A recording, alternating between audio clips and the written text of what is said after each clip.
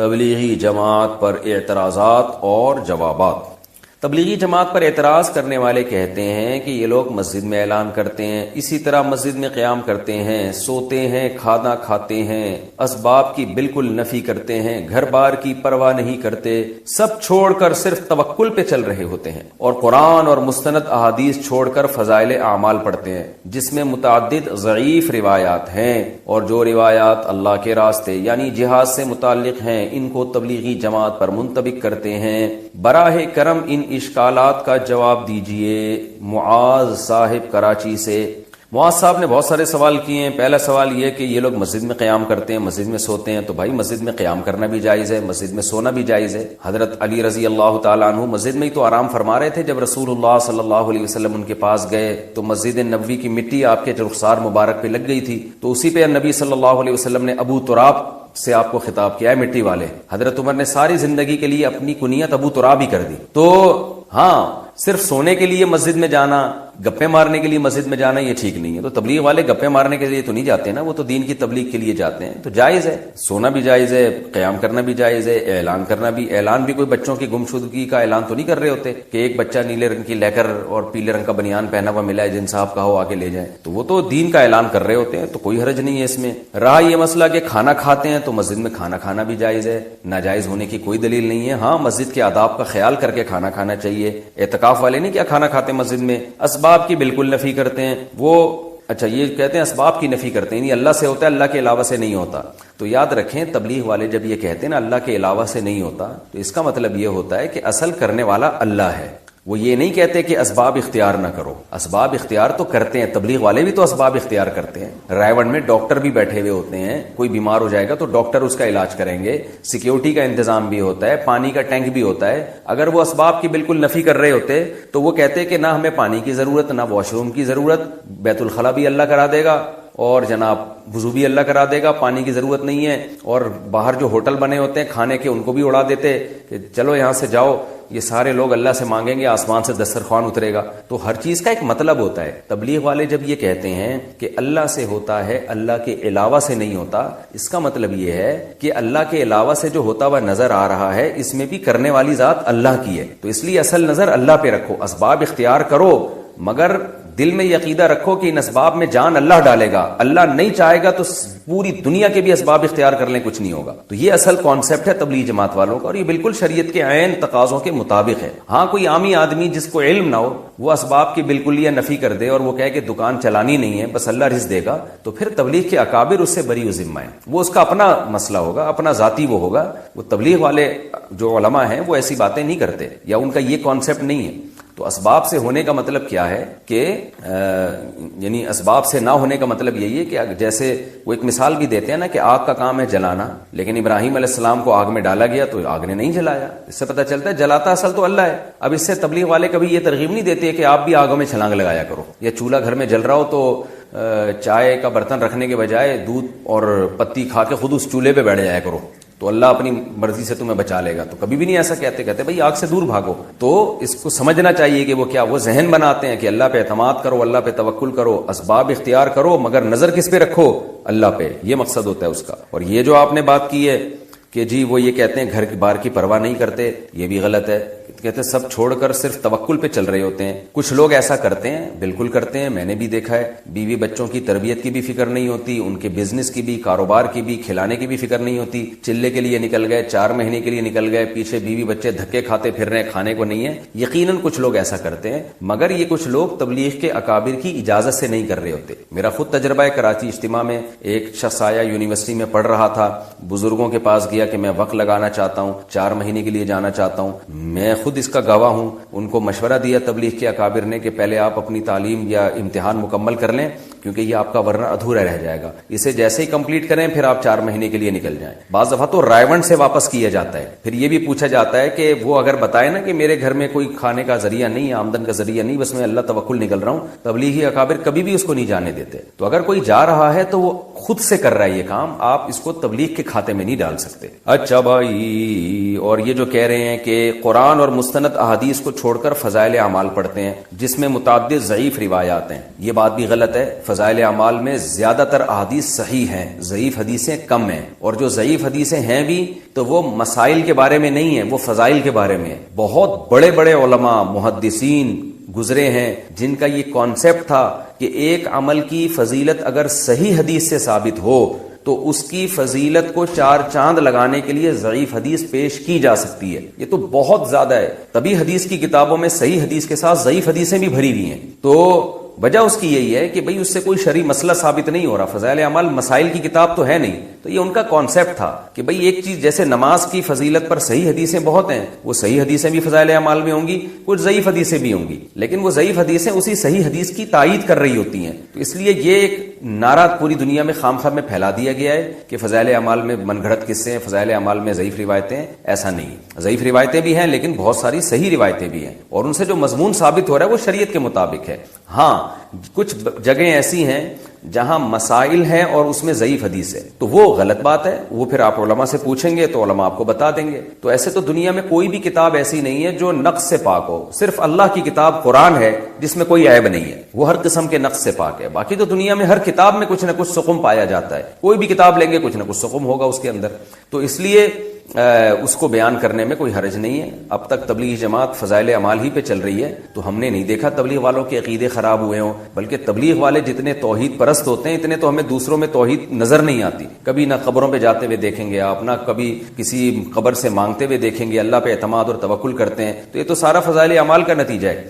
ایک اور اعتراض فضائل اعمال پہ یہ کیا جاتا ہے کہ اس میں من گھڑت قصے ہیں، یہ بات بھی غلط ہے۔ من گھڑت کی ڈیفینیشن کیا ہے؟ من گھڑت کا مطلب یہ ہے کہ شیخ الحدیث مولانا زکریا رحمۃ اللہ علیہ اپنی طرف سے کوئی قصہ سنا دیں جو انہوں نے نہ خود اپنی آنکھوں سے دیکھا ہو اور نہ اس کی ان کے پاس کوئی سند ہو، اس کو من گھڑت کہتے ہیں۔ آپ نے کوئی قصہ سنایا، لوگ پوچھیں گے بھائی یہ قصہ من گھڑت ہے، آپ کہیں گے کیوں؟ وہ کہتے ہیں آپ نے دیکھا اپنی آنکھوں سے، آپ کہیں نہیں نہ میں نے تو دیکھا بھی نہیں، پھر کسی مستند آدمی سے سنا نہیں جی، پھر ہم کہہ سکتے ہیں بھائی یہ من گھڑت ہے۔ لیکن آپ نے ایک واقعہ سنایا، اگلا کہہ رہا ہے من گھڑت ہے، آپ دلیل دے رہے ہو بھائی میں نے خود اپنی آنکھوں سے دیکھا ہے، تو اب من گھڑت کہاں سے ہو گیا؟ یا کسی قابل اعتماد آدمی کا حوالہ دیا کہ اس نے یہ واقعہ بیان کیا ہے، تو اب من گھڑت نہیں رہا۔ تو فضائل اعمال میں جتنے بھی کرامت کے واقعات ہیں، جتنے بھی اس طرح کے واقعات ہیں جو محیر العقول ہیں، وہ کرامت کے واقعات ہیں، تو فضائل اعمال میں نے جس کتاب سے لیا ہوتا ہے اس کتاب کا حوالہ دیا ہوتا ہے، اور وہ کتاب کے مصنف بڑے بڑے محدثین، بڑے بڑے مورخین ہیں، تو قابل اعتماد لوگوں کے حوالوں کے ساتھ وہ واقعات لکھے ہوئے ہیں، تو ان کو من گھڑت کس بیس پہ کہہ دیا آپ نے؟ تو اس لیے یہ الزام برائے الزام ہے، اس کی کوئی حقیقت نہیں ہے۔ ہاں یہ ضرور ہے کہ ویسے ہم چھوٹا منہ بڑی بات کرتے ہوئے کہ ہماری کیا حیثیت ہے، لیکن میں کیا بعض بڑے علماء بھی ہم نے دیکھے ہیں، وہ تبلیغ کے اکابر کو ایک مشورہ دیتے ہیں کہ بھائی اب چونکہ کام پوری دنیا میں بہت زیادہ پھیل گیا ہے، بہت زیادہ پھیل گیا ہے، تو بین الاقوامی سطح پہ کام ہو رہا ہے، تو ایسی کتاب آنی چاہیے جو بالکل بے غبار ہو، جس میں ساری حدیثیں صحیح ہوں، اس میں ضعیف، کیونکہ جیسے جیسے کام بڑھتا ہے نا اس کا معیار بھی اسی حساب سے بڑھانا پڑتا ہے آپ کو۔ تو اس لیے ہمارا ایک مشورہ ہے کہ ریاض الصالحین ہونی چاہیے، کیونکہ ریاض الصالحین میں A to Z ساری حدیثیں صحیح ہیں، الا یہ کہ ایک آدھ روایت پر اس کے کلام کیا گیا ہے، لیکن وہ بھی کوئی یقینی طور پہ کلام نہیں ہے۔ تو اس لیے ریاض الصالحین جیسے کہ عربوں میں جماعت میں جو عرب لوگ نکلتے ہیں ان کے لیے ریاض الصالحین ہے، تو ریاض الصالحین ہوگی تو وہ اس سے کام زیادہ بڑھے گا۔ یہ ایک مشورہ ہم بھی دیتے ہیں، لیکن ہماری کوئی ایسی اوقات نہیں، ہمیں تو یہ مشورہ دیتے ہوئے بھی شرم آتی ہے، لیکن بعض بڑے علماء بھی یہ کہتے ہیں۔ مولانا ابو الحسن علی ندوی رحمہ اللہ تعالی نے تبلیغ جماعت میں ریاض الصالحین شروع کروائی تھی عربوں میں، تبھی عربوں میں کام اتنا پھیلا ہے، تو اگر یہاں بھی ریاض الصالحین شروع ہو جائے تو یہ زیادہ اچھا ہوگا۔ رہا یہ مسئلہ کہ جہاد والی روایتوں کو تبلیغ والے تبلیغ پہ فٹ کرتے ہیں، تو دیکھیں جہاد والی روایتوں کو جو تبلیغ والے تبلیغ پہ فٹ کرتے ہیں، تو اس طور پر اگر کوئی جہاد کی روایتوں کو فٹ کرے کہ جہاد کا جو 100% ثواب ہے وہ پورا تبلیغ میں نکلے گا، پھر تو یہ بات غلط ہے۔ لیکن اگر کوئی اس طور پر منطبق کرتا ہے کہ جہاد میں اور تبلیغ میں قدر مشترک کیا ہے کہ مجاہد بھی اپنا گھر بار چھوڑ کر اللہ کے دین کی مدد کے لیے نکلتا ہے، اور جو تبلیغ میں نکلے یا دینی مدرسے میں علم حاصل کرنے کے لیے نکلے وہ بھی اللہ کے راستے میں ہوتا ہے، تو ایک نیک شگون کے طور پر یہ فضیلت لی جائے کہ بھئی دونوں کا مقصد تبلیغ ہے، تو جہاد کی کچھ آیتیں ایسی ہیں جو تبلیغ پہ فٹ ہوتی ہیں، جیسے قرآن میں آتا ہے ان تنصروا اللہ ینصرکم، اگر تم اللہ کی مدد کرو گے اللہ تمہاری مدد کرے گا۔ تو یہاں کیا مطلب ہے؟ اگر تم اللہ کے دین کی مدد کرو گے، تو جیسے مجاہد اللہ کے دین کی مدد کرتا ہے، اب یہ آیت اصل میں ہے تو جہاد کے بارے میں، لیکن اس میں اللہ نے جہاد کا لفظ استعمال نہیں کیا، بلکہ اللہ نے یہ کہا ہے کہ اگر تم اللہ کے دین کی مدد کرو گے تو بھی اللہ بھی تمہاری مدد کرے گا۔ تو اس میں علماء بھی داخل ہیں، اس میں تبلیغ والے بھی داخل ہیں، اس میں مجاہد بھی داخل ہیں، سب سے پہلے تو مجاہدین داخل ہیں اس میں۔ تو تبلیغ والے اس طرح کی آیتوں کو اگر تبلیغ پہ فٹ کرتے ہیں تو یہ بالکل جائز ہے۔ یا صحابہ کے واقعات کو کہ وہ دین کے لیے نکلے اور کیسا لڑے اللہ کی راہ میں، تو قربانی دی نا، تو جہاں بھی قربانی ہوگی وہاں وہ والی آیتیں فٹ کرنا جائز ہوگا۔ البتہ کچھ آیتیں ایسی ہیں جو اسپیسیفک شہادت کے فضائل پر وارد ہوئی ہیں، آیتیں یا حدیثیں، یا کچھ آیتیں اور حدیثیں ایسی ہیں جو زخمی ہونے پر یا پہرا دینے پر ہیں، کہ جو فرنٹ لائن پر جو پہرا دے گا مجاہد، لعلہ اللہ یرجع الی اہلہ، اسے یقین نہیں ہے کہ اب واپس گھر لوٹ بھی سکتا ہے۔ تو اس طرح کی آیتیں جن میں شہادت کی فضیلت ہو، یا اللہ کے راہ میں زخمی ہونے کی فضیلت ہو، یا فرنٹ لائن پر لڑنے کی فضیلت ہو، وہ فضیلتیں بہرحال تبلیغ پہ فٹ نہیں کی جا سکتی۔ تو اگر کوئی تبلیغ والے ان قرآنی آیات کو تبلیغ پہ فٹ کرتے ہیں تو وہ غلط کرتے ہیں، یہ ان کا انفرادی عمل ہے۔ اور ویسے بھی دیکھیں جب اتنے بڑے پیمانے پر کوئی کام ہوتا ہے تو کچھ نہ کچھ مسٹیک اور فالٹ اس میں پیدا ہو سکتے ہیں۔ یہ ممکن نہیں ہے کہ آپ اتنے بین الاقوامی سطح پہ اتنا بڑا خیر کا کام کر رہے ہوں اور اس میں ذرا بھی کوئی فالٹ نہ۔ جوانی میں تسبیح کی عادت ڈال لو، سمجھتے ہو؟ نہیں آ رہی سمجھ میں؟ جوانی میں کیا عادت ڈال لو؟ تسبیح کی۔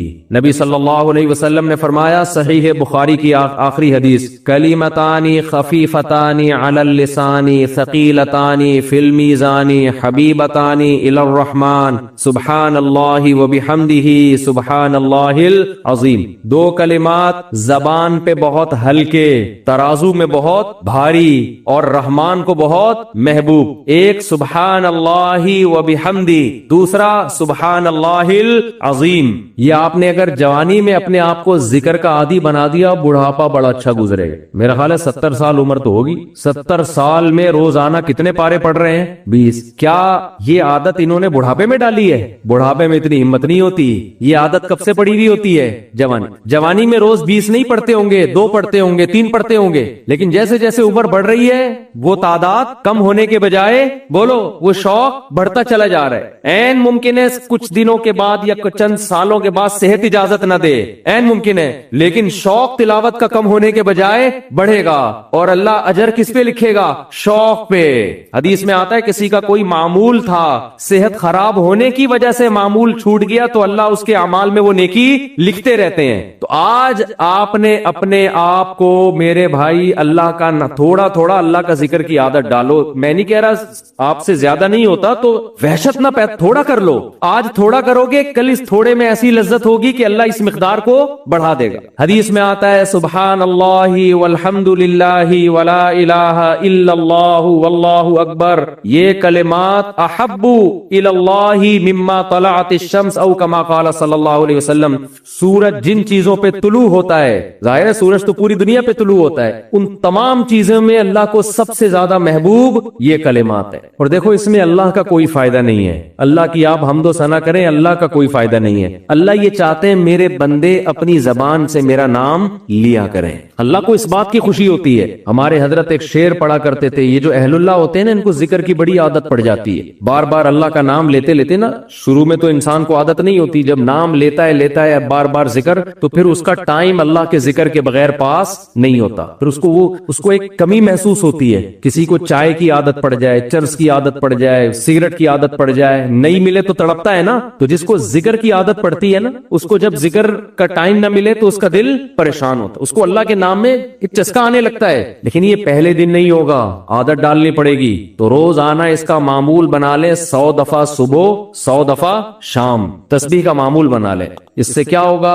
ابھی شاید دل نہ لگے آپ کا، لیکن جیسے جیسے عمر بڑھے گی اللہ کے نام کا چسکا لگنا شروع ہو جائے، بڑھاپا بہت اچھا گزرے گا، اللہ کو یاد کر کے گزرے۔ کھوپڑی شریف میں بات آ رہی ہے کہ نہیں آ رہی؟ اور اگر ہر وقت دنیا کے تذکرے کرتے رہے نا، ہر وقت ویڈیو گیم لے کے بیٹھے ہیں، PUBG کھیل رہے ہیں، سانپ والا اب تو سانپ والا ختم ہو گیا، اب آ رہا ہے سانپ والا، نوکیا میں آتا تھا سانپ لمبا ہوتا جا رہا ہے، اس کو پتہ نہیں فضول ٹائم ویسٹ کر رہے ہو۔ ہم پریشان ہوتے ہیں یار، ہمارے پاس کاموں کو نمٹانے کا ٹائم نہیں ملتا، ہم تو چاہ رہے کاش یہ دن 24 گھنٹے کے بجائے 48 گھنٹے کا ہو جائے، اور لوگ کیا کر رہے ہیں کہ وہ باقاعدہ ارادہ کر کے ضائع کر رہے ہیں ٹائم. ہمارے تو کام نہیں نمٹتے. جب ہم رات کو سونے کے لیے لیٹتے ہیں تو کہتے ہیں یار آج کا دن بھی گزر گیا اور کام ویسے کے ویسے ہی, اور ادھر باقاعدہ ارادہ کر کے جو ہے نا ٹائم ضائع کیا جا رہا ہے کہ چلو ٹائم ویسٹ کرتے ہیں. ایسی چیز میں ٹائم گزر جائے نا جو ذہنی تفریح کا ذریعہ بنے تو بھی ٹھیک ہے. گپ شپ لگا لو دوستوں کے ساتھ بیٹھ کر. یہ کیا ہے یار, دماغ کو خام خا کا تھکا رہے ہو بیٹھ کے. تو اگر پب جی کھیلنے کی عادت ڈال لی تو جاؤ گوروں کا بڑھاپا دیکھو. اولڈ ہاؤس میں بڑھاپے میں سنوکر کھیلتے ہیں, کیرم بورڈ کھیلتے ہیں,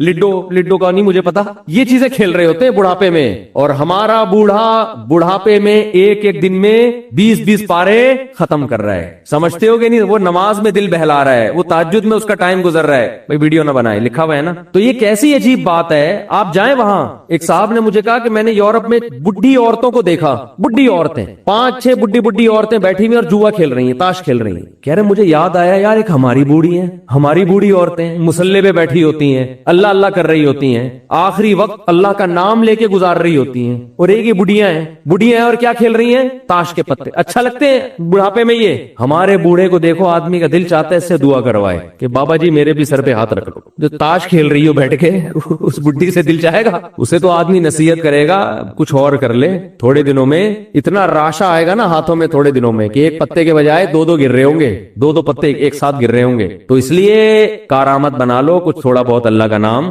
لے لیا کرو. دیکھنے میں تو ہم بھی نیک ہی لگتے ہیں, اللہ کرے نیک ہی ہو, ٹھیک ہے. تو دعویٰ تو کوئی بھی نہیں کر سکتا کسی کے بارے میں کون نیک ہے کون برا ہے. قرآن نے دعووں سے منع بھی کیا. قرآن کے الفاظ ہیں فلا تزکوا انفسکم, ایک دوسرے کے نیک ہونے کا فتویٰ مت دیا کرو. یقینی طور پر نہیں, اچھا گمان سب سے رکھنے کا حکم ہے ہمیں. یقینی طور پر نیک نہیں کہا کرو کسی کو, وہ اللہ ہی جانتا ہے. هو اعلم بكم اذ انتم اجنة في بطون امہاتکم. اللہ فرماتے ہیں زیادہ فنٹر گیری مت کیا کرو. وہ تمہیں اس وقت سے جانتا ہے جب تم ماں کے پیٹ میں تھے. سمجھ رہے ہو, جب اس وقت سے جانتا ہے. کیونکہ بچہ جو ہے نا, بچہ وہ بہادر ہوگا, بزدل ہوگا, طاقتور ہوگا, کمزور ہوگا, یہ سب چیزیں ہماری جینز میں شامل ہوتی ہیں. کیا ہوگا یہ سب کچھ پہلے سے ریٹن میں لکھا ہوا ہوتا ہے. تو اللہ فرماتے ہیں میں تو تمہیں اس وقت سے جانتا ہوں جب تم ماں کے پیٹ میں تھے, جب ماں بھی نہیں جانتی تھی. تو مجھے سب کے بارے میں سب پتا ہے. تو جب اللہ کو سب پتا ہے, جس کے پاس لوٹ کے جانا ہے, اچھے ہوگے تو وہ خود ہی بدلہ دے دے گا, برے ہوگے تو انتقام لے لے گا. خود جب یہ دعوے کرو گے تو اچھے ہونے کے دعوے کرو گے اور اللہ جانتا ہے کہ تم اچھے نہیں ہو, تو یہ تمہارے حق میں برا ہو جائے گا. پھر سمجھ رہے ہیں, اچھے ہوگے بھی برے بن جاؤ گے. تو اس لیے بھائی یقینی طور پر تو کوئی نہیں کہہ سکتا, لیکن ہم نے ان کو دعوت اس لیے دی کہ تاکہ یہ جو نوجوان طبقہ ہے یہ دیکھے کہ بھائی دیکھو یہ لوگ بھی ہیں, یہ اپنے عروج کے وقت میں انہوں نے یو ٹرن لیا. میں یہ نہیں کہہ رہا کہ کرکٹ حرام ہے, ناجائز ہے, یہ ایک الگ بحث ہے کیا ہے, اس پر میں پہلے کئی دفعہ بات کر چکا ہوں. لیکن ٹائم ویسٹنگ بہرحال ہے. سمجھ رہے ہیں, دیکھو ہمارے ہاں قوم کی جو خدمت ہے نا, اس کی ابھی تک ڈیفینیشن ہی نہیں پتا چلی ہے کہ خدمت کہتے کس کو ہیں. سمجھ رہے ہیں, وہ چیزیں جن کو پرانے زمانے میں ٹائم ویسٹنگ سمجھا جاتا تھا, اب اس پہ خدمت کا لیبل لگا کے مارکیٹ میں اس کو چلا دیا. ایک دفعہ یورپ میں ایک ہمارے دوست ہیں, وہ بہت وہاں انہوں نے ڈگری حاصل کی ہیں, یونیورسٹی میں پڑھے ہیں اور میڈیا کی لائن سے ان کا خاص تعلق ہے. تو انہوں نے مجھے بتایا کہ جب یہ بڑی طاقتیں ان کو کسی چیز کو حلال کرنا ہوتا ہے نا, جیسے افغانستان میں چرس پہ پابندی کہ بھئی چرس بیچنے پر پابندی, پاکستان کو بھی پابندی, لیکن جب ان لوگوں کو کچھ ایکسپورٹ کرنا ہوتا ہے تو نام چینج کر کے خوبصورت پیکنگ کر کے اسی چیز کو بیچتے ہیں. انہوں نے کہا انہوں نے چرس اگر بیچنی ہوئی نا, اگر ان کا ارادہ ہوا کہ ہم چرس بیچتے ہیں تو ڈپریشن کی ایک میڈیسن, صحیح ہے نا, وہ نام دے کر اور خوبصورت پیکنگ میں چمک پٹیوں میں لپیٹ کے اس کو ایکسپورٹ کرنا شروع کر دیں گے. تو یہ دنیا, یہ سیزن اسی چیز کا چل رہا ہے. ہائے ہائے کیسے سمجھائیں بھائی, یہ جو مارکیٹ میں جو سیزن چل رہا ہے نا, وہ یہی چل رہا ہے کہ غلطی کو چھوڑو مت, غلطی پہ لیبل کیا کر دو, اچھا لگا, پیکنگ اچھی کر دو, لیبل اچھا لگا دو, وہ چیز مارکیٹ میں دبا کے چلے گی. اور اچھائی کو اگر ختم کرنا ہے تو لیبل کیا لگا دو, اس پہ برائی کا لیبل لگا دو. سمجھ رہے, مثال کے طور پر اسلام کہتا ہے عورت گھر میں رہے, عورت کے لیے گھر محفوظ جگہ ہے نا, گھر اس کے لیے قلعہ ہے. والمحصنات, پاک دامن, حصار میں, حفاظت میں. تو گھر جس کو قلعہ سے تعبیر کرنا چاہیے, جو حفاظت کا ذریعہ بنتا ہے, یہ ایک اچھی چیز ہے، اس پہ لیبل لگا لیا قید خانہ ہے بھائی. یہ مولانا لوگ کہتے ہیں کہ عورتوں کو گھر میں قید کر دو. ارے بھائی قید نہیں کر رہے، گھر میں کون قید ہوتا ہے؟ کیا ہو گیا بھائی، سمجھ میں آ رہا ہے؟ گھر میں قید ہوتا تو صاحب آفس سے سیدھا گھر آتے. کوئی پاگل ہے جو گھر سے آفس سے سیدھا جیل خانے میں جائے؟ روزانہ چھٹی کرنے کا دل کرتا ہے نا بھائی. بچوں کا دل کرتا ہے اسکول سے چھٹی کریں، آپ کا دل کرتا ہوگا آفس سے چھٹی کریں، دکان سے چھٹی کریں. کیوں؟ گھر میں سکون مل رہا ہوتا ہے. تو اگر وہ جیل ہوتا تو بھاگنے کا دل کرتا نا. صاحب کھڑکی سے بھاگ رہے ہوتے، بیگم دوسرے دروازے سے بھاگ رہی ہوتی. کیا خیال ہے؟ تو وہ جو حفاظت کی جگہ تھی اس کو کس سے تعبیر کر دیا؟ قید خانہ. یاد رکھو ایک بات، خوب کان کھول کے سن لو، تمہیں اسلام کے علاوہ خدا کی قسم کہیں سے گائیڈنس نہیں ملے گی. جو شخص یہ کہتا ہے نا کہ میں اسلام کے علاوہ کہیں اور سے سیدھا راستہ حاصل کر لوں، آپ کو کہیں اور سے موبائل ملے گا، پنکھے ملیں گے، دوائیں ملیں گی اور بزنس بھی ملے گا، سب کچھ ملے گا، لیکن آپ کو سیدھا راستہ نہیں ملے گا. یہ تو لکھ لو آپ، کیونکہ جن کے پاس دنیا کی ہر چیز اسلام نہیں ہے ان کے پاس ایک ہی چیز نہیں ہے، سیدھا راستہ نہیں ہے. تو وہی ایسے نعرے لگاتے ہیں قید خانہ، صحیح ہے نا، اور تنگ نظری اور اس طرح کی فضول قسم کی باتیں. تو وہ اعتراض مولانا لوگوں پر جو کیا جاتا ہے، وہ اعتراض یہ کیا جاتا ہے دنیا کہاں سے، بولو نا، کہاں سے کہاں پہنچ گئی، اور یہ بس وہی پرانی باتیں کرتے رہتے ہیں. دیکھو بات صحیح ہونی چاہیے، بے شک پرانی ہو، اس سے کچھ نہیں ہوتا. بات صحیح ہونی چاہیے بے شک کتنی پرانی ہو، بلکہ پرانا ہونے سے وہ اور مضبوط ہو جاتی ہے کہ یار 1000 سال کا تجربہ ہے. کوئی نئی بات کرے نا اس میں انسان کنفیوز ہوتا ہے کہ یار کوئی نئی چیز لایا مارکیٹ میں، پتہ نہیں ابھی تجربے تو نہیں کر رہا ہم پہ. پیناڈول پرانی دوا ہے نا بخار کے لیے، کیا خیال ہے؟ ارے پیراسیٹامول وہی فارمولا ہے نا پیناڈول کا بھی، پرانی دوا ہے نا. تو بخار میں لوگ کھا لیتے ہیں یار پیناڈول ہے، ابھی تک تو کوئی کھا کے نہیں مرا، تو انشاءاللہ میں بھی نہیں مروں گا. لیکن اب بخار کی کوئی نئی میڈیسن آ جائے مارکیٹ میں تو ڈاکٹر خود بھی کھاتے ہوئے ڈرے گا. پہلے کتوں کو کھلائی جائے گی، وہ یار ان پہ تجربہ کرو. ایسا ہی ہے نا، کتوں کو کھلایا جائے گا، بندر پہ تجربے ہوں گے، دیکھیں گے نہیں مرے تو پھر پہلا وہ انسان جو پھر بھی ڈاکٹر پہلی دفعہ خود پھر بھی نہیں کھائے گا، بولنا ہو سکتا ہے کتے کے سسٹم میں اور میرے سسٹم میں تھوڑا فرق ہو، پھر بھی وہ پیشنٹ پہ پہلے تجربہ کرے گا. تو اسلام کی باتیں اگر، اور یہ تانا پرانی باتوں کا پیغمبروں کو بھی دیا گیا ہے. قرآن سے پتا چلتا ہے کہ جب کوئی نیا پیغمبر آیا، نئے پیغمبر آئے، انہوں نے باتیں کی تو مخالفین نے اعتراض یہ کیا اساطیر الاولین، پرانی لوگوں کی پرانی تحریریں، پرانی باتیں. اسطورہ سطر سے نکلا ہے، لکھی ہوئی چیز کو اسطورہ، یعنی وہ تو کتابیں پیش کرتے تھے نا، آسمانی کتابیں اور صحیفے. پرانے قصے کہہ رہے ہیں یہ تو پرانے باپ دادے کی کہانیاں ہیں، وہ بھی یہی کہا کرتے تھے، نوح علیہ السلام نے بھی یہی باتیں کی ہیں اور ہود علیہ السلام بھی یہی کہہ کر گئے، ابراہیم علیہ السلام بھی یہی باتیں. دنیا کہاں سے کہاں پہنچ گئی، یہ 3000 سال 4000 سال قبل مسیح والی جو لیڈر گزرے ان کی باتیں کر رہے ہیں. یہ سمجھ میں آ رہی ہے؟ یہ پرانی باتیں ہونے کا تانا، یہ تانا بہت پرانا ہو گیا ہے. تو جب کوئی یہ تانا دیا کرے نا کہ یہ مولانا لوگ وہی پرانی باتیں کر رہے ہیں، تو آپ کو تمہارے تانے بھی بہت پرانے ہیں. کوئی نئی چیز مارکیٹ میں لاؤ، اگر پرانا ہونے کی وجہ سے مولانا کی باتیں غلط ہیں تو تمہارے یہ تانے بھی کوئی نئے نہیں ہیں، یہ تو بہت پرانے تانے ہیں. کچھ اور لے کر آؤ مارکیٹ میں یار. اساطیر الاولین، پرانے لوگوں کے پرانے قصے. بس یہی باتیں، وہ نبی صلی اللہ علیہ وسلم پر بھی یہی اعتراض کی. تو بات صحیح ہونی چاہیے، اگر صحیح بات ہے تو جتنی پرانی ہوگی اس کی ویلیو اتنی بڑھ جائے گی، اس کی ویلیو اتنی بڑھ جائے گی. میں اکثر حکمت کے ٹوٹکے بھی بتاتا رہتا ہوں نا.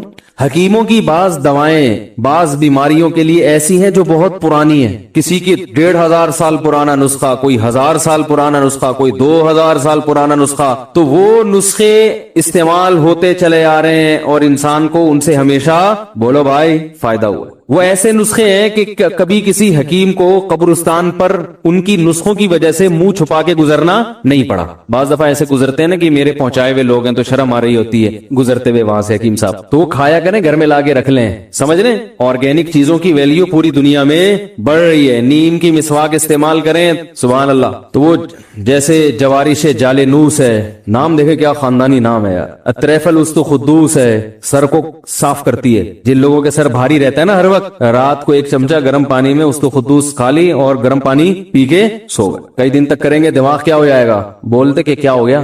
فائدے کی بات بتا رہا ہوں آپ کو. جوارش کمونی کھایا کریں، پیٹ کا سسٹم صحیح رہے گا. زرعونی کھایا کریں، گردے اور مثانے کا سیٹ اپ، بولو بھائی، صحیح رہے گا. ان کے کوئی سائڈ افیکٹ نہیں ہے, سمجھ رہے ہیں؟ تو ایسی چیزیں گھر میں لا کے رکھ لیں. صبح اٹھے ناشتے کے بعد وہ کیا مشہور دوا ہے یار, خمیرہ گاؤ زبان, وہ کھا لی ایک چمچہ, دماغ مضبوط رہے گا. یہ سب مرکبات ہیں, غذائیں ہیں, ان میں دوا کا عنصر کم ہے. ابھی ایک جوارش ہے کمونی میں, کالی مرچ ہے, سفید زیرہ ہے, یہی آپ کے کچن میں جو چیزیں جو کھانے میں ہم کھاتے رہتے ہیں. ویسے تو کچھ بھی نہ کھائیں, اگر صحیح طرح سے چل رہے ہیں تو چلتے رہیں, ٹھیک ہے. اگر کوئی مسئلہ ہے تو پھر کھا لیں. نوجوانوں کو آج کل بہت شوق ہے نا طاقتور بننے کا, تو پھر یہ کھا لیں. اگر یہ جو میں غذائیں بتا رہا ہوں, اور بھی بہت ساری ہیں, کسی حکیم سے رابطہ کریں, کوئی قبلہ حکیم ہو, معمولی نہ ہو. تو میں یہ عرض کر رہا تھا یہ سب پرانے نسخے ہیں, پرانے. اچھا حکیم بھی پرانا ہو تو اچھا ہوتا ہے, یہ ذہن میں رکھنا, بس سمجھ میں.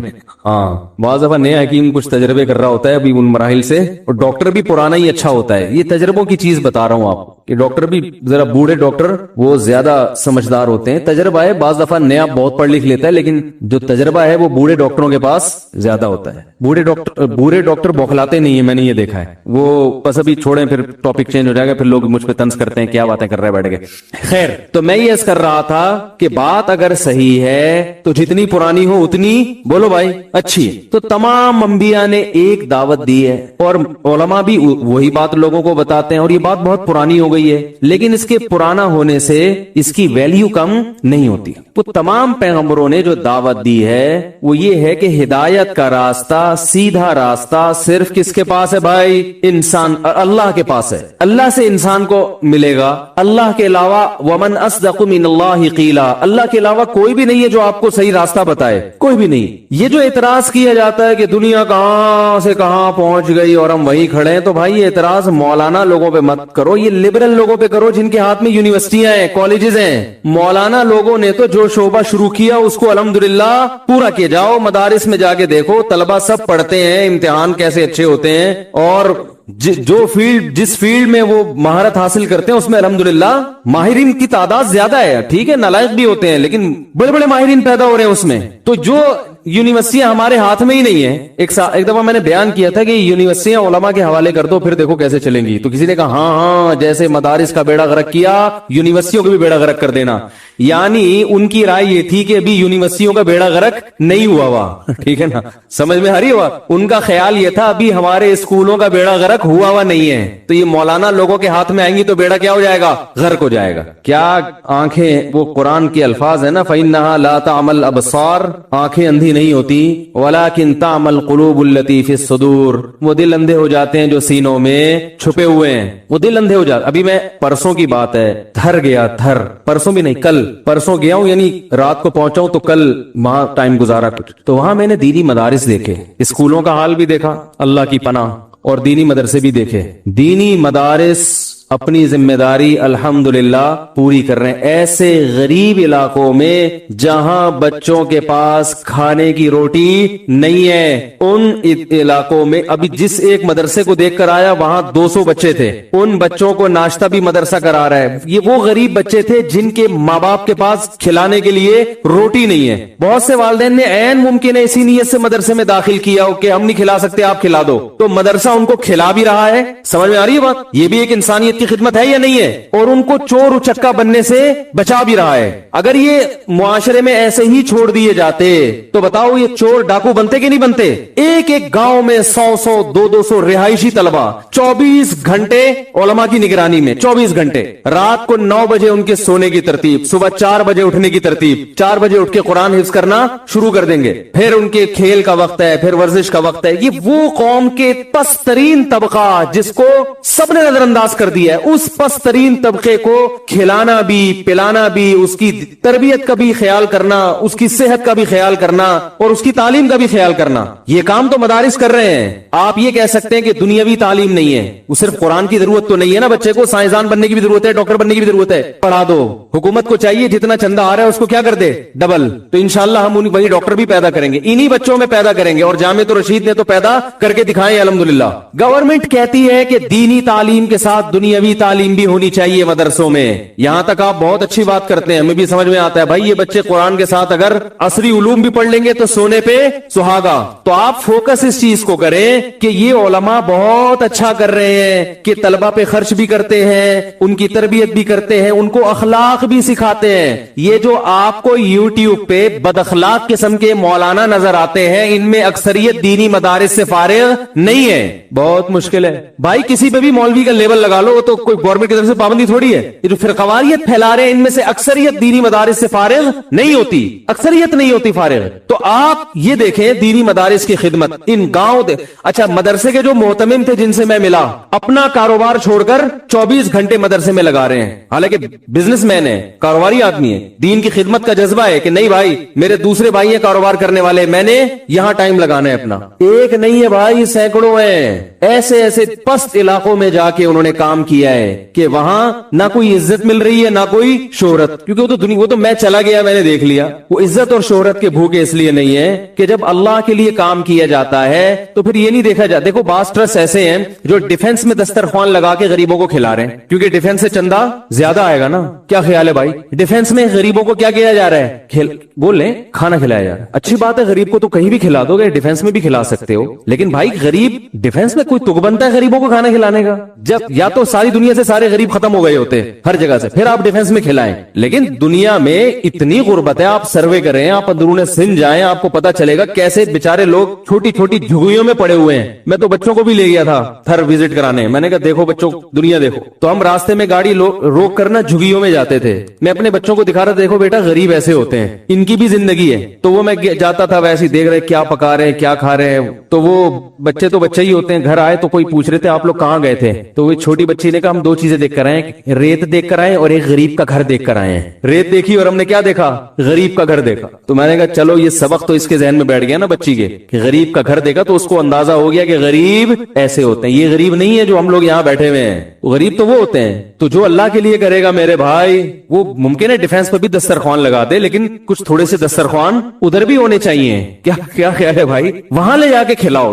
ٹھیک ہے آپ کو چندہ چاہیے تو آپ اس کی ویڈیو کوریج بھی کریں تاکہ لوگ آپ پر اعتماد کریں. میں اس کے خلاف نہیں ہوں کہ آپ جب کوئی ٹرسٹ ہے آپ کا اور آپ غربا پہ خرچ کر رہے ہیں تو اس کی کوریج نہ کریں آپ, تاکہ ظاہر کوریج کریں گے تو لوگوں کو اعتماد آئے گا. لیکن جائیں تو صحیح ایسے علاقوں میں. آپ نہیں جاتے لیکن دینی مدارس یہ کام الحمدللہ کر رہے ہیں, اور دینی مدارس نے ایک پلیٹ فارم دیا مالدار لوگوں کو کہ آؤ ادھر آ کے دیکھو, یہاں ہم روٹی بھی کھلائیں گے, ان کو اچھی تعلیم بھی دیں گے, اور اپنی بساط کے مطابق اچھا انسان بنانے کی کوشش بھی کریں گے. کوشش اس لیے کہہ رہا ہوں کہ دیکھو کوشش کرتا ہے انسان, آگے اگلا بنے نہ بنے اس میں اس کے خاندان کا بھی دخل ہوتا ہے. بعض ایسے بچے بھی مدرسوں میں آ جاتے ہیں, گھر سے بھاگا ہوا چوریاں کر کے محلے میں پکڑا 10 دفعہ, انہوں نے اٹھا کے کہاں کر دیا, ہم سے سنبھل نہیں رہا تو چلو مدرسے کی ہیڈک. اب مدرسے والا اس کو بنائے گا تو وہ تربیت اسی حساب سے ہوگی نا, اس کے خاندان کے حساب سے. مدرسے میں نہ آتا تو ڈاکو بنتا, مدرسے میں آ کے کم از کم ڈاکو نہیں بنا, چوری بری رہا ہے وہ, ٹھیک ہے نا. تو اب لوگ تو اسے کہیں گے دیکھو مدرسے کا بچہ ہے چور ہے, او بھائی جان یہ ڈاکو تھا, مدرسے میں آ کے تھوڑا پیچھے چلا گیا ہے. تھوڑا دیکھو ایک آدمی ایک بچہ ہیروئن پیتا ہو, مدرسے والوں نے ہیروئن چھڑا دی, سگریٹ پہ آ گیا, اب وہ مدرسے سے فارغ ہو گیا, چھپ چھپ کے سگریٹ پی رہا ہے. لوگ کہتے ہیں یہ ہے مدارس, یہ ہیں علماء سگریٹ پی رہے ہیں. بھائی جان یہ جس خاندان سے آیا اس کے ابا بھی چرسی تھے, ایسے لوگ ہوتے ہیں, اس کے دادا بھی چرسی تھے, ان کا تو چرس کا بزنس تھا. یہ تو بہت نیک آدمی سے سگریٹ پی رہا ہے, مدرسے میں نہ جاتا کالج میں جاتا تو ہیروئن کا بزنس کر رہا ہوتا اس وقت. سمجھ میں آ رہی ہے بات؟ یہ کالج میں تربیت کا کوئی انتظام نہیں, بگاڑنے کا پورا انتظام ہے. یونیورسٹیوں میں بچے کو تباہ کرنے کا, یونیورسٹیوں میں کالجز میں فل انتظام ہے. یونیورسٹیوں میں جو بچے بچے ہوئے ہیں وہ کالج کی وجہ سے نہیں, وہ والدین کی وجہ سے بچے ہوئے ہیں, وہ یونیورسٹی یا کالج کی وجہ سے نہیں بچے ہوئے, کیونکہ وہاں تربیت تو ہے ہی نہیں. ٹیچروں کی تربیت نہیں ہوتی تو بچوں کی کہاں سے ہوگی؟ سب سے پہلے تو ادب ہے, ادب لیس بنایا جاتا ہے. ہم نے بھی کالج میں پڑھا ہے بھائی, ہمیں بھی پتا ہے, ہم بھی اسکولوں سے پڑھ کر آئے ہیں, ہم نے تو دیکھا ہے کہ کالج کی زندگی اور مدرسوں کی زندگی میں زمین آسمان کا فرق ہے. میں تعلیم کے خلاف نہیں ہوں, میں کیوں خلاف ہوں گا بھائی؟ تو قرآن مجید نے جس دینی علوم کی جہاں ترغیب دی ہے تو دنیاوی علوم کی بھی ترغیب دی ہے قرآن نے. ہم ماحول کے خلاف ہیں, ہم کہتے ہیں مدارس پر کیچڑ اچھالنا چھوڑ دو, مدارس کے خلاف بولنا چھوڑ دو, اپنے اداروں کو ٹھیک کرو, بلکہ ہمارے حوالے کر دو. انشاءاللہ کیسے لوگ پیدا ہوں گے, پھر آپ دیکھو کہ سائنسدان بھی پیدا ہوں گے انشاءاللہ, یہاں سے اچھے ڈاکٹر پیدا ہوں گے, ایماندار ڈاکٹر پیدا ہوں گے. اب بھی ہیں بہت سارے لیکن اور اچھے ہو جائیں گے انشاءاللہ. تو تانا یہ دیا جاتا ہے کہ دنیا کہاں سے کہاں پہنچ گئی, اور یہ مولانا لوگ لوگ. تو مولانا لوگ میرے بھائی جو بات کر رہے ہیں, بلکہ مولاناؤں کو یونیورسٹیوں میں لے جا کے یہ باتیں ان سے یونیورسٹیوں میں کروائیں, سمجھ رہے ہیں, اچھے بچے پیدا ہوں گے انشاءاللہ. دیکھو میرے والد صاحب نیم مولانا تھے, نیم مولانا. ویسے وہ پاکستان نیوی میں تھے, لیکن حافظ قرآن تھے. اور خاندان ہمارا جو انڈیا میں سہارنپور میں وہ سب کا علماء سے تعلق تھا. سارے دادے پردادے ماشاءاللہ حافظ قرآن تھے. والد صاحب بھی میرے حافظ قرآن تھے, اور میرے دادا تو مدرسے میں وہاں پڑھاتے تھے. 60 سال انہوں نے ایک مدرسے میں پڑھایا ہے. بہت سارے حفاظ پیدا ہوئے ہیں, ان کی شاگرد ہیں. تو خاندان تو ہمارا وہی تھا. اس خاندان کی وجہ سے میں جب اسکول گیا تو میں اسکول میں نقل نہیں کرتا تھا. یہ میں آپ کو بتانا چاہ رہا ہوں کہ اگر اپنے بچوں کو مذہب کی طرف لے کر آؤ گے نا تو تعلیم یہ جو ترقی ہے یہ پیچھے نہیں جائے گی, بلکہ یہ آگے بڑھ ترقی اور ہوگی. یونیورسٹیوں میں, اسکولوں میں, کالجز میں نقل ہے یا نہیں ہے؟ بولو بھائی, ہے کہ نہیں؟ الحمدللہ میں نقل نہیں کرتا تھا. حالانکہ ہمارے جو ٹیچر تھے وہ میرا خیال ہے کم از کم بھی 18ویں یا 19ویں گریڈ کے آفیسر تو وہ تھے. وہ خود لا کے پکڑا دیتے تھے کتاب کہ بیٹا نقل کرو, سمجھ لیں, خود کہتے تھے نقل کرو. اس زمانے میں جب کہتے تھے تو یہ تو اب تو اور ترقی ہو گئی ہے ماشاءاللہ بھائی. اس لیے کہتے تھے کہ بھائی اگر آپ کے نمبر کم آئے تو بدنامی کس کی ہوگی؟ میری ہوگی. جو ہیڈ ماسٹر آ گئے تھے کوئی سخت, تو وہ فوراً انہوں نے نظام بنایا ہر مہینے طلبہ کا ٹیسٹ ہوگا. تو ٹیچر نے کہا یار ہر مہینے ٹیسٹ ہوگا, ہم مصیبت میں آئیں گے. تو مجھے وہ دن اچھی طرح یاد ہے, میرے والد صاحب نے بتایا ہوا تھا کہ بیٹا نقل کرنا کیا ہے, حرام ہے, ناجائز ہے, گناہ ہے, دھوکہ ہے. تو میں نہیں کرتا تھا. میں نے کہا یار آج یہ خود کہہ رہے ہیں, میں نے کر لی. تو جب گناہ ہے نا انسان سے ایک دفعہ ہوتا ہے, وہ جو پہلی دفعہ اگر ہو گیا تو اب آپ کی عادت ہمیشہ کے لیے پڑ جائے. پہلی دفعہ ہوتا ہے وہ, پھر آدمی ہر دفعہ یہی سوچ کے کرتا ہے کہ توبہ کر لوں گا, اور پھر کرتا چلا جاتا ہے, پھر صدر بن جاتا ہے, پھر کچھ بھی بن سکتا ہے وہ. تو میں پریشان تھا, مجھے وہ دن اچھی طرح یاد. میں اب شو مارنے کے لیے واقعہ نہیں سنا رہا, ظاہر ہے میں اپنی اچھائیاں بیان کروں گا نا, برائیاں تو اللہ نے پردہ ڈالا ہوا وہ کوئی نہیں بیان کرتا. تو مقصد یہ نہیں کہ میں کوئی بہت نیک آدمی ہوں, وہ میں کیا ہوں وہ تو اللہ ہی بہتر جانتا ہے. مقصد بتانے کا یہ ہے کہ دیکھو, کیونکہ ہمارا گھرانہ تھوڑا سا مولانا ٹائپ کا گھرانہ تھا. ہمارے گھر کے باہر کسی نے لکھ دیا تھا مولوی ہاؤس, کیونکہ میرے والد صاحب کی بھی داڑھی, بڑے بھائی کی بھی داڑھی, بڑے سے چھوٹے بھائی کی بھی داڑھی, میری بھی داڑھی, پھر مجھ سے جو چھوٹا تھا وہ مدرسے میں چلا گیا اس کی بھی داڑھی. اور وہ ہمارے گھر میں ٹیلی ویژن بھی نہیں تھا, والد صاحب ٹی وی نہیں رکھنے دیتے تھے ہمیں. اور گھر میں تھوڑا بہت کبھی کبھار کچھ والد صاحب دینی نصیحتیں بھی کرتے تھے. تو گھر کے باہر لوگوں نے بہنیں پردہ کرتی تھی, شرعی پردہ. یہ جو لوگ کہتے ہیں نا جوائنٹ فیملی میں پردہ کرنا ممکن نہیں ہے, تو یہ میں اس لیے نہیں مانتا کہ الحمدللہ ہمارے گھر میں ہماری ساری بھابھی ہم سے پردہ کرتی تھیں. سب بھائی اکٹھے رہتے تھے اپنی بیگمات سمیت. ہم 4 بھائی تھے, 4 کی 6 بیویاں, یعنی میرے ملا کے, صحیح ہے نا. تو جو ہے وہ ہم سب گھر میں رہتی تھی اکٹھی, یعنی ان کی جو ہماری اہلیہ ہیں سب بھائیوں کی بیگمات سب پردہ کرتے تھے ایک دوسرے سے. تو ہمیں تو کوئی مشکل نہیں ہوئی. یہ لوگ بار بار خواتین بہت سوال پوچھتی ہیں, بھائی ایک گھر میں جب دیور بھی رہتا ہے کیسے پردہ کریں؟ بہت آسان ہے پردہ کرنا, کوئی مشکل نہیں ہے. اس کا طریقہ یہ, بھائی جب گیٹ سے ہم گھر میں داخل ہو رہے ہیں تو تھوڑا سا کھنکار لیا, پتا چل گیا بھائی کہ بھئی دیور آ رہا ہے یا جیٹھ آ رہا ہے, تو جس خاتون نے پردہ کرنا ہے وہ تھوڑا سا چادر آگے کر لی. آپ گزر گئے, جو کام آپ نے کرنا ہے آپ کریں, اپنے کمرے میں جا کے بیٹھیں, ٹھیک ہے نا. واش روم جانا ہے, کہیں بھی جانا ہے, تھوڑا سا اب یہ نہیں ہوتا گھر میں کہ وہ برقع پہن کے کونے میں جا کے بیٹھ جائیں, ایسا نہیں ہوتا, بس اتنا کافی ہے. گھر میں کھانے میں بھی اکٹھے بیٹھ جاتے تھے, ایسے بیٹھیں کہ بھئی چہرہ آمنے سامنے نہ ہو. تو اس طرح سے ہم نے الحمدللہ کئی سال گزارے, ہمیں تو کوئی پرابلم. اور اس سے پاکیزہ معاشرہ وجود میں آتا ہے. لبرل پناہ خدا کی قسم, یہ جو لبرل گیری شروع ہو گئی ہے نا گھروں میں, کیا گھروں میں پردے, بڑا دیور سے بھی پردہ, بڑا جیٹ سے بھی پردہ, وہ تو بڑے بھائی کی طرح ہے تو چھوٹے بھائی کی طرح ہے. تراورا میں اور حقیقت میں فرق ہوتا ہے. میں نہیں کہہ رہا سب گھروں میں برائیاں ہیں, لیکن گورا جو یہاں تک پہنچا ہے نا آج جس مقام پر ہے, پہلے وہ اس مقام پر تھا جس مقام پر آپ ہیں, سمجھ رہے ہیں. اسی مقام سے ترقی کر کے آج وہ وہاں تک پہنچا ہے. غیرت ختم کر دو تو پھر ہر چیز ہلکی ہے. غیرت ختم کر دو تو میرے بھائی پھر ہر چیز کیا ہے. بھئی کیا ہو گیا, وہ اس کے سامنے آ گئے, کیا ہو گیا بھابی نے دیور کے سامنے کہہ کے ہی لگا کے بات کر لی, کیا ہو گیا اس سے گلے لگ کے رونا شروع کر دیا, تو کیا ہو گیا اس میں. ہم تو براڈ مائنڈڈ لوگ ہیں, ہم کوئی برے لوگ تھوڑی. کیا ہو گیا, کیا ہو گیا, تو بھئی ہو تو کچھ بھی نہیں گیا, اگر ہو بھی جائے تو کیا ہو گیا, کیا ہو گیا, کیا ہو گیا, ہو گیا کیا مجھے بتاؤ اس میں کیا ہو گیا. گورا یہ تو کہتے کیا ہو گیا, اگر میری بیگم اس کے ساتھ بھاگ گئی تو کیا ہو گیا بھائی, میں فلاں کے ساتھ بھاگ جاؤں. تو بھائی غیرت لیس بن جاؤ تو پھر تو کوئی پرابلم ہی نہیں ہے. یہ تو ساری باتیں اسلام نے ان لوگوں کے لیے کی ہے جن میں کیا ہے, غیرت ہے, شرم ہے, حیا ہے. غیرت ختم ہو جائے پھر تو کچھ بھی مسئلہ نہیں ہے. وہ کہتے ہیں نا, کسی نے قصہ بنایا ہے کہ ایک پرانے زمانے میں ایک بادشاہ تھا جس میں غیرت نہیں تھی. بادشاہ, یہ مجھے کل کسی نے واقعہ سنایا.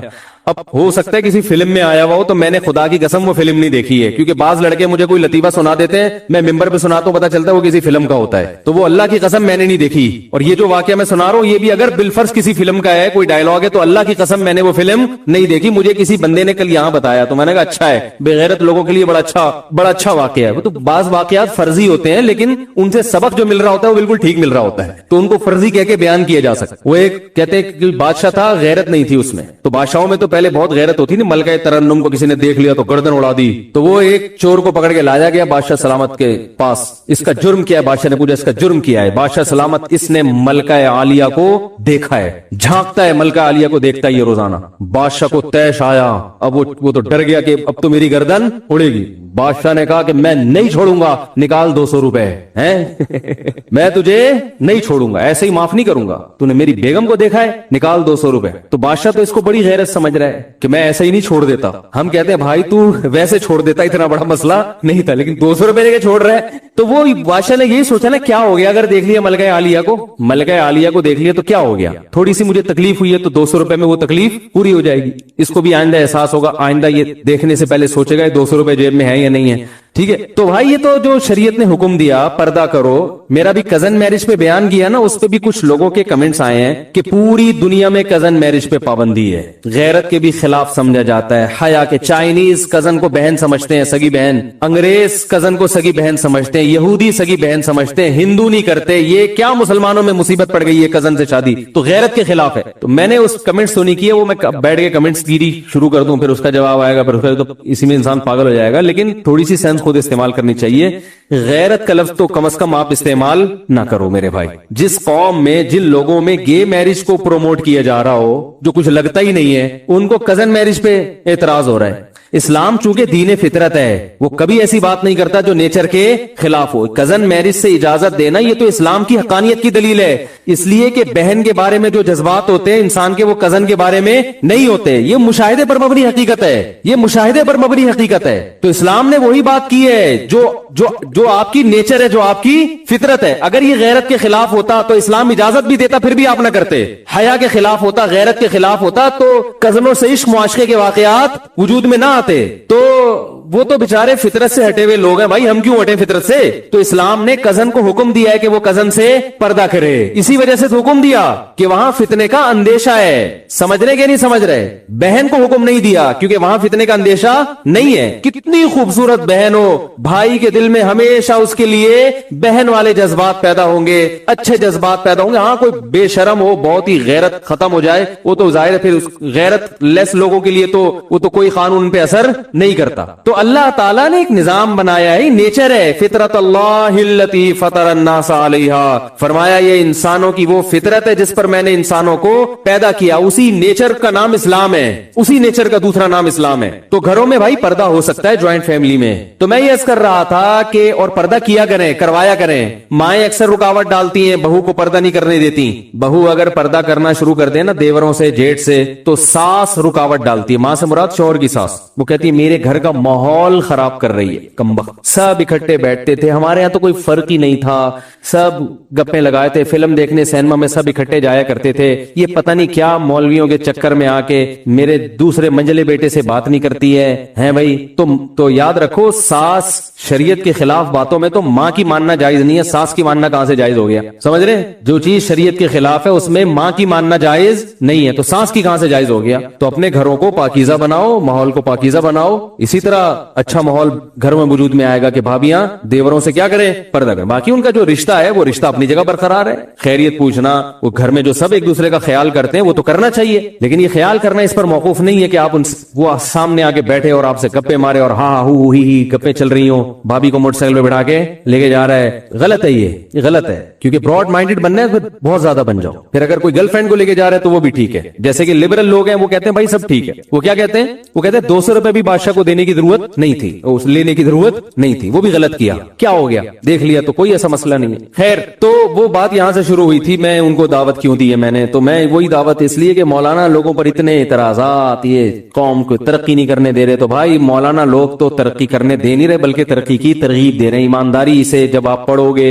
صحیح ہے نا, میں نقل نہیں کرتا تھا, یہ میں سنا رہا تھا واقعہ آپ کو, اسی وجہ سے نہیں کرتا تھا کہ ہمارا گھرانہ مذہبی تھا, ہم نے شروع سے علماء سے یہ سنا ہوا تھا, تبلیغ والوں میں بھی اٹھنا بیٹھنا تھا کہ بھائی نقل کرنا اسلام میں حرام ہے, نقل کرنا ناجائز ہے, نقل کرنا بری بات ہے. تو یہ سب چیزیں سن رکھی تھی, اسے نقل نہیں کرتے تھے. تو ہاں میں نے کیا کیا, میں نے کہا نقل کر لی تو پھر عادت پڑ جائے گی. تو مجھے وہ دن اچھی طرح یاد ہے, ہمارے ٹیچر کا منہ ادھر تھا, میں کھڑکی سے پھلانگ کے, کلاس میں کھڑکی تھی نا, اس سے چھلانگ مار کے غائب ہو گیا. میں نے کہا پیپر ہی نہ تو یہ زیادہ اچھا ہے. یہ جو ہمارا سینے کے اندر دھڑکتا ہوا دل ہے, نبی صلی اللہ علیہ وسلم نے ارشاد فرمایا, الا ان فی کل جسد مضغہ اذا صلحت صلح الجسد کلہ واذا فسد الجسد کلہ الا وہی القلب. فرمایا خبردار سنو, ہر شخص کے سینے میں ایک چھوٹا سا گوشت کا ٹکڑا ہے, چھوٹا سا ٹکڑا ہے, لیکن وہ ایسا قیمتی ہے کہ جب وہ صحیح ہو جائے تو پوری باڈی صحیح ہو جاتی ہے, جب وہ خراب ہو جائے تو پورا جسم خراب. دیکھو یہ مادی اعتبار سے بھی ہے, روحانی اعتبار سے بھی, ظاہری اعتبار سے بھی. اگر آپ کی صحت خراب ہونا جب شروع ہوتی ہے تو سب سے پہلے کہاں سے پتہ چلتا ہے؟ دل سب سے پہلے بوڑھا ہوتا ہے, اس کے بعد آہستہ آہستہ باقی ساری چیزیں خراب ہوتی ہیں. کہتے ہیں نا دل گھبرا جاتا ہے جلدی, دل صحیح, نبض چیک کی تو وہ 100 تک بھاگے جا رہا ہے, نبض دھڑک رہی ہوتی ہے لوگوں کی. میں حیران ہوتا ہوں, کسی کی 92, جوان لوگوں کی, کوئی 90 پہ آیا ہوا ہے, کوئی 92 پہ آیا ہوا ہے, کوئی 80-85 پہ آیا ہوا ہے. جوان آدمی کی جو نبض ہے نا وہ 72 سے جتنا اوپر ہوگی تو اس کا مطلب دل کی سیٹنگ کیا ہے. میں یہ نہیں کہہ رہا بیمار ہے, لیکن سیٹنگ معیاری نہیں. 72 بہت, اور جتنا کم ہوگی اس کا مطلب کیا ہے, دل کیا ہے, بول لو نا کیا جا رہا ہے, خاندانی. بھائی آپ اپنی نا نبض تمیز سے کسی وقت بیٹھ کے چیک کرنا کتنی دھڑک رہی ہے. تو 72 سے اگر کم ہے تو اس کا مطلب ایک تو بیماری کی وجہ سے کم ہو جائے, بلڈ پریشر لو, وہ نہیں, نارمل کنڈیشن میں. میں بھی ایک ایتھلیٹ سے ملا ہوں, اس کی نبض کے 55 ہے, 55. اس کا مطلب پتہ ہے کیا ہوتا ہے؟ اس کا مطلب یہ ہوتا ہے کہ آپ کے دل کو بلڈ کو سرکولیٹ کرنے کے لیے ورکنگ کم کرنا پڑ رہی ہے. تھوڑی سی ورکنگ میں کام 72 والا ہو رہا ہے. ارے جس کا دل 55 دفعہ دھڑک رہا ہے, بلڈ پریشر لو ہونے کی وجہ سے نہیں, ویسے ہی, تو اس کا مطلب ہے وہ 55 دفعہ دھڑک کے وہ کام کر رہا ہے جو ایک نارمل آدمی کا اس کام کو کرنے کے لیے 72 دفعہ دھڑکنا پڑتا ہے. نہیں آ رہی بات, میرا خیال ہے. تو اس کا مطلب صحت مند کس کا ہے, 55 والے کا, 72 والے کا, 55 والے کا. سمجھتے ہو کہ نہیں سمجھتے ہو؟ تو 55 تو خیر بہت ہی, کوئی دنیا میں چند ایک لوگوں کا ہی ہوگا, لیکن 65 70 ہٹو بچوں ہے. اچھا یہ بات آئی گئی ہے تو یہ ہوتا کیسے ہے, اس کو سیٹنگ پہ لائیں گے کیسے؟ یہ آتا ہے جاگنگ سے اور ایکسرسائز. دل کو دھڑکائیں, خوب ورزش کریں, اسٹیمنا بڑھائیں اپنا, تو یہ انشاءاللہ آہستہ آہستہ کس پہ آ جائے گا, سیٹنگ پہ. خیر ابھی ہم کوئی اس جسمانی دل کی بات کے لیے یہاں بیٹھے نہیں ہیں, وہ تو آپ کو ڈاکٹر حضرات بتائیں گے. اور افسوس کی بات, اکثر ڈاکٹروں کا 90 دفعہ دھڑک رہا ہے. ڈاکٹر صحت کے نسخے بتاتے تو ہیں مگر خود عمل نہیں کرتے. بتا رہے ہوں گے سگریٹ پینا صحت کے لیے نقصان دہ, اور آپ جاؤ گے تو سگریٹ پی رہے ہوں گے وہ. تو اس لیے ڈاکٹروں کی باتوں پہ عمل کیا کرو, ان کی زندگی کو فالو مت کرو. سمجھ رہے ہو, باتیں اچھی کرتے ہیں. تو یہ جو روحانی دل ہے یہ بھی کیا ہوتا ہے, بیمار ہوتا ہے. نبی صلی اللہ علیہ وسلم نے فرمایا جب یہ بیمار ہوتا ہے تو پوری باڈی کیا ہو جاتی ہے, خراب. انسان کو سکون نہیں ملتا, انسان کے جسم سے نکلنے والے اعمال اچھے نہیں ہوتے. ہم پھر اس ظاہر پہ محنت کر رہے ہوتے ہیں. میں نے وہ بیان کیا تھا نا کہ اپنا مکان کوئی ضرورت نہیں ہے, انسان کی بنیادی ضرورت نہیں ہے. اتنے دلائل سے سمجھایا, نیچے کچھ لوگوں کمنٹ سے اس مولوی کی باتوں میں مت آؤ, اپنا مکان تو اپنا ہی ہوتا ہے. تو وہ دلائل ان کی سمجھ میں کیوں نہیں آ رہے؟ اس لیے کہ دل میں یہ تصور بٹھانے کے لیے تیار ہی نہیں ہے کہ یہ مسافر خانہ ہے. وہ ظاہری چمک دھمک کو دیکھ رہے ہیں, وہ W11 کی چمک پٹیوں کو دیکھ رہے ہیں. وہ یہ دیکھ ہی رہے کہ بھائی تیرا اسٹیشن آگے لانڈی میں اترنا ہے, تو نے ایک تو W11 لانڈی جاتی نہیں ہے, پھر بھی پتہ نہیں میں کیوں پہنچا کے آتا ہوں اس کو لانڈی ہمیشہ. وہ یہ نہیں دیکھ رہے ہوتے. تو یہ بھائی دل میں پہلے یہ تصور بٹھاؤ گے تو پھر ہماری باتیں اور علماء کی باتیں سمجھ میں آئیں گی. نہیں بٹھاؤ گے تو وہ بحث کے آگے بین بجانا, بولتے رہو, لوگ بولیں گے بیوقوف ہے, پتہ نہیں کیسی باتیں کر رہا ہے. تو نبی صلی اللہ علیہ وسلم نے ارشاد فرمایا, میرا گلا ذرا بیٹھا ہوا ہے, بولنے میں مشکل ہو رہی ہے, بیٹھا ہوا ایک دفعہ طبیعت سے جو نا کھنکھارنا پڑے گا. تو نبی صلی اللہ علیہ وسلم نے ارشاد فرمایا کہ یہ جو سینے میں دل ہے جب یہ صحیح ہوتا ہے تو پورا جسم صحیح. اب اصل بات یہ کہ صحیح ہونے کی ڈیفینیشن کیا ہے؟ ارے جو جسمانی دل جب صحیح ہوگا تو ڈاکٹر کہے گا صحیح کا مطلب ہے کہ اتنی دفعہ دھڑکتا ہو. کیا خیال ہے؟ کولیسٹرول نہ ہو, بلاکیج نہ ہو, وغیرہ وغیرہ. اس کو ڈاکٹر کہتے ہیں کہ یہ کیا ہے؟ صحیح دل ہے. تو روحانی دل کے صحیح ہونے کا مطلب کیا ہے؟ اس کی بھی تو کوئی ڈیفینیشن ہوگی نا کہ آپ کا جو روحانی دل ہے وہ کیا ہے؟ صحیح. اور عجیب بات بتاؤں, روحانی دل جب صحیح ہوتا ہے نا تو جسمانی اگر تھوڑا بہت خراب ہو تو بھی سیٹنگ پہ آ جاتا ہے. وہ روحانی کے صحیح ہونے سے جسمانی پہ بہت اچھا اثر پڑتا ہے.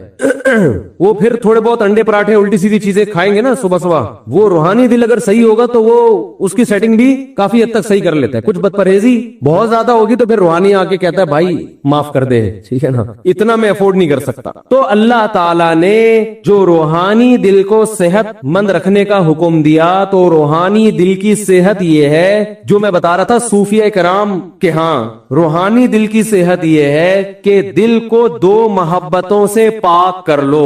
دو محبتیں دل سے کیا کر دو؟ Kick out. کہ تمہارے لیے ہمارے دل میں جگہ نہیں ہے. یہ دو چیزیں نکال لو تو ہٹو بچوں کام ہو جائے گا. اور لوگ اسی کے لیے تیار نہیں ہے. سب کچھ کر لیں گے, یہ دو کام کرنے کے لیے تیار نہیں. ایک ہے مال کی محبت جس کو تصوف کی اصطلاح میں حب مال کہتے ہیں.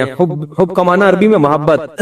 اور دوسرا جاہ, وجاہت کہتے ہیں نا, وجاہت تو نہیں کہہ سکتے اس کو, جاہ کہتے ہیں عزت. عزت کی لالچ.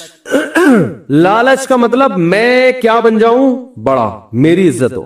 مال کی محبت اور کیا؟ جاہ کی محبت. آپ کہہ سکتے ہیں کہ بھائی مال کی محبت تو ایک فطری چیز ہے. کیا خیال ہے بھائی؟ پیسے سے اگر ہر اچھی چیز سے محبت ہوتی ہے کہ نہیں ہوتی ہے؟